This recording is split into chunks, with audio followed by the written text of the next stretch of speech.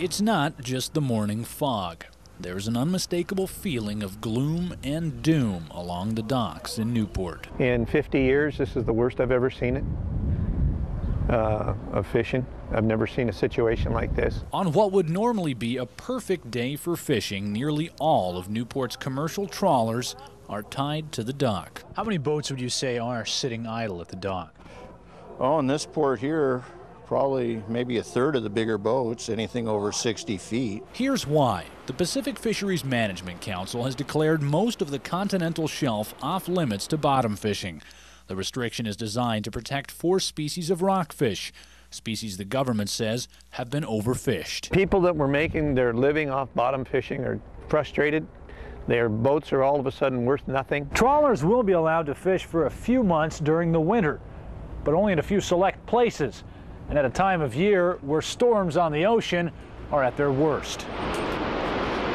In the wintertime, if you've ever been out here in a storm when it's blowing 80, 90 miles an hour, it's not a pretty place to be. In the meantime, fishermen look in other directions to stay afloat. Many boats have taken to shrimping, but the market is so flooded, prices are low and quotas are tight. Right now it's set at 30,000 pounds, and then we're off for 4 days while the other boats rotate in. Nick Logan used to work in Astoria.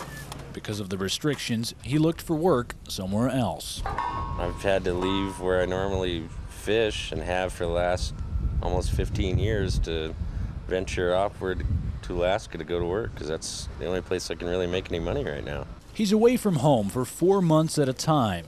Time away from his family. Time he doesn't get to spend watching his youngest daughter grow up. While I was gone this time, she started walking and talking. You know, when I walk in the door, she looks at me like, "Oh, I remember you, your dada." I don't like that part of it. Life at sea has never been easy, but for bottom fishermen, it's even harder now. Some have already moved on into different careers.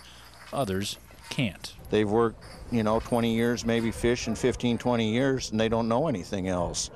And it's a small community, so there isn't a whole lot of other middle-income jobs available for a guy to support a family. In Newport and other coastal towns, the writing is on the wall and on the water. The fishing industry will survive this crisis the same way it has survived others in the past. The question in everyone's mind, though, how many lives will be turned upside down along the way?